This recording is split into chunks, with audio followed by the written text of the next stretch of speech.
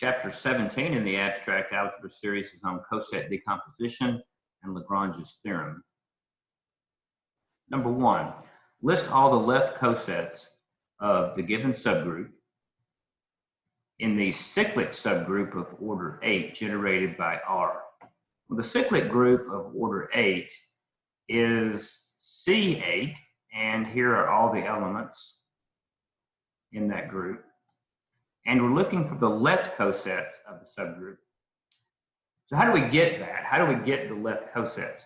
What we do is we allow each element in the group to be multiplied by the subset. And we're going to denote H for the subset, which is the set containing E and R to the power of 4.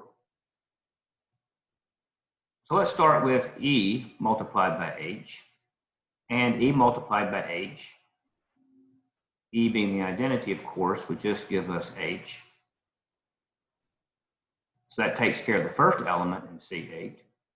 Then we will take the next element in C8, which is R, and we will multiply R by each element in H, which gives us this set here, the set containing R and R to the power of 5. And we just continue the process. We will multiply R squared by each element in H. And as we do this process, we will generate all of the left cosets.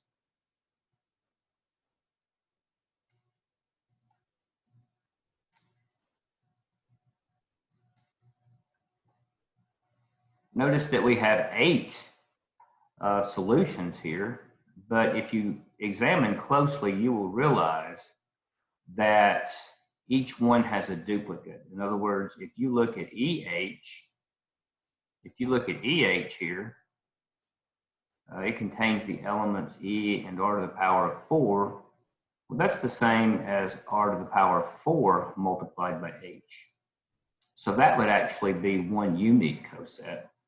And if you go through and look, you will see that there are other duplicates as well. For example, RH is equal to R to the power of 5 multiplied by H.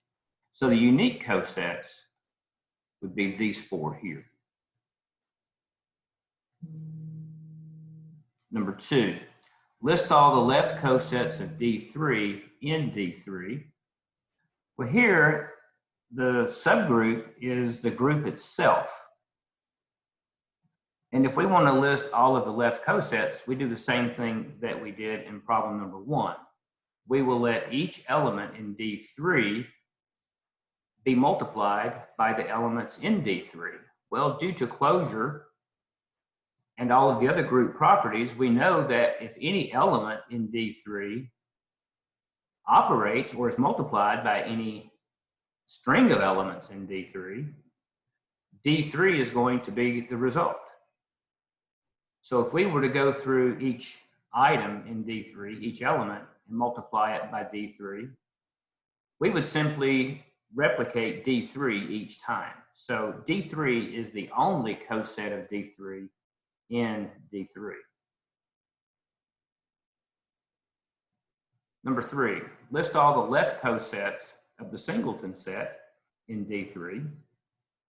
And notice that our subgroup here is the identity.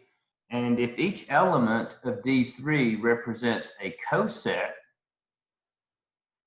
of the subgroup, then the list of cosets is simply the list of all elements in D3.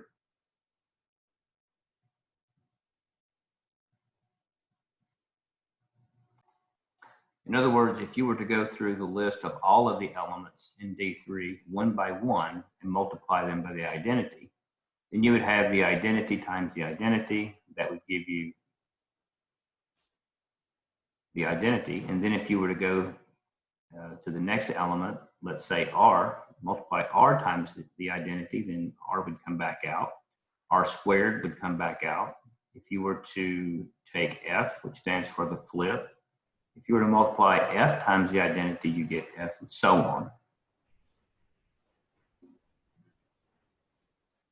Okay, number 4. Are all the subgroups of V4 normal? And then we're asked to explain. Well, the order of V4 is 4, and therefore the order of every subgroup must divide 4. So we will examine these relative to each divisor. So there's only one subgroup of order 1, and that's going to be the identity. And of course, the identity is normal. Likewise, there is only one subgroup of order 4, and that's going to be the group itself. And we know that V4 is normal because of its structure. All other subgroups have an order of 2. So let's identify these as, we'll identify that as a set that contains the identity and some other element in V4. Since each subgroup must contain the identity and one other element, then we know that that's okay. We know that X is its own inverse in V4 as well.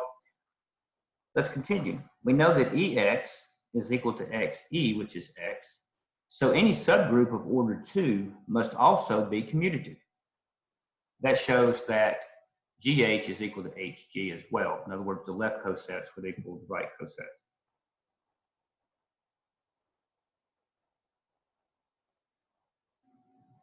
Number 5, show that for all elements A and B in H, A inverse B is in H if and only if AH is equal to BH. Well, since this is an if and only if situation, we must prove the biconditional. We must prove not only the conditional, but we must also prove the contrapositive. And to start off with, we're going to show that A inverse, we're going to let A inverse B be an element in H. And if we allow A inverse B to be an element in H, then we need to show that this has to be true. In other words, we have to show that that would lead us to conclude that AH is equal to BH. Well, if we let A inverse B be an element H, then we know that A inverse B is equal to some little h that happens to be in the subgroup. And if we multiply both sides on the left by A, that gives us B is equal to AH. Well, if B is equal to AH by substitution, then I know that H is the same as BH because B is equal to AH. So that makes this statement true. And there's a little rule called the absorption rule that says that if you multiply any element in H by H, you get H. And that is enough to show us that AH is equal to BH. So let's look at the contrapositive. With the contrapositive, we have to start on the right side and prove the left side. So we're going to start out with the assumption that AH is equal to BH, and we should be able to conclude that A inverse B would be an element of H. Well, if AH is equal to BH, let's let B be an element in H, and since H contains the identity, B is also an element in BH. Since AH is equal to BH, then B is also an element in AH for some H in H. This means that B is equal to AH for some H in H, which leads us to conclude that A inverse B is an element of H, and that completes the proof. Now that is obviously very wordy. So let me go back through the second part. Okay, so let's go back through the narrative. We decided to let B be an element in H. So if you look at the diagram, we're showing that B is inside of H. And we know that H being a subgroup also contains the identity. So what would BH look like? Well, BH would be B times all of the elements in the subgroup. And if you multiply B times E, which has to be inside H, then you know that B is an element of BH. But we know that AH is equal to BH. And remember, two sets are equal if they contain exactly the same elements. Well, if AH is equal to BH, then B has to be an element in AH as well. So let's say it's here. If B is in AH, then that means that B is equal to A times some H. And if we multiply both sides by A inverse, that would give us A inverse B is equal to H, which means A inverse B would have to be an element in AH. Or, I'm sorry, A inverse B would have to be an element in H. So that takes care of the proof for number 5.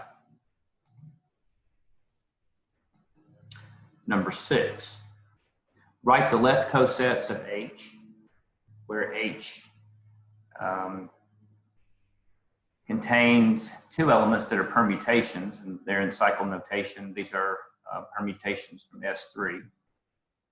So that's going to be our subset. And we're going to let F1 represent the identity permutation, and then the rest of those will be as written. To figure out the left cosets of H, we have to let each element in S3 be multiplied by H. And this is going to be permutation, multiplying of permutations, which is composition, which means we have to multiply.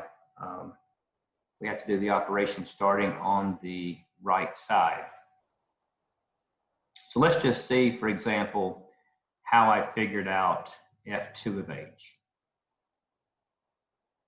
Okay, so F2 of H, we're going to generate this one. And we know that F2, which is here, we know that F2 takes 1, 2, 3. And maps accordingly. We can see that 1 goes to 2.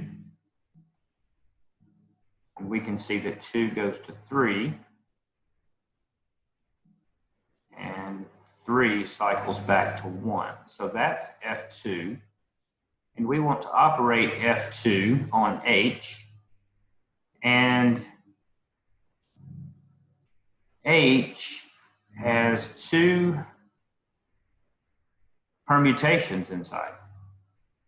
The first one is the identity permutation. So the first is going to look like this, where 1 maps to 1, 2 maps to 2, and 3 maps to 3. So that's going to be the first element in H. And then we multiply F2 times the second element, which is the cycle 1, 2. And in table form, that says that 1 goes to 2 and 2 goes to 1, but 3 stays fixed. Okay.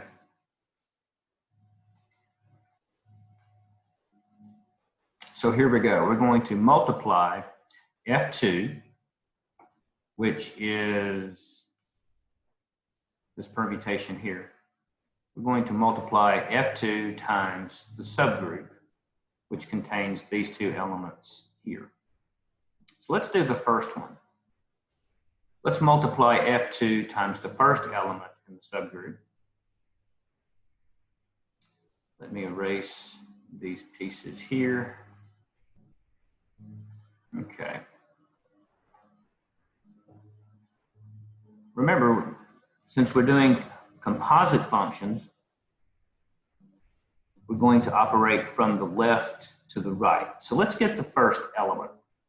To get the first element, let me write the header row here. To get the first element, I'm going to say 1 goes to 1 and then 1 goes to 2, which means 1 maps to 2. And then going back, I'm going to say 2 maps with 2, and then 2 goes to 3, so 2 goes to 3. And then 3 goes to 3, and 3 goes to 1, so 3 goes to 1. So that is the 1, 2, 3 cycle, which is indicated in the solution. And now we're going to go back and we're going to figure out the second element. And it's just the same process. Except this time, let me change colors here. This time, we're going to be using these two elements, the product of these two elements.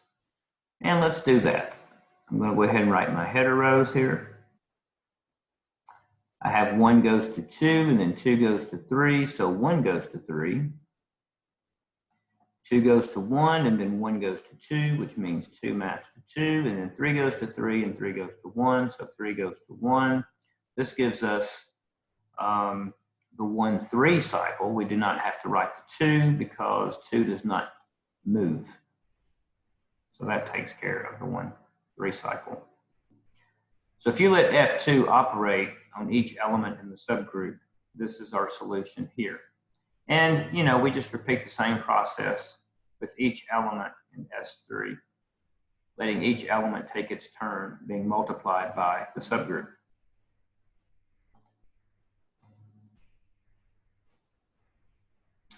And finally, we're going to partition S3 using our solution in problem number 6. Actually, that should be problem number, oh yeah, problem number 6, okay.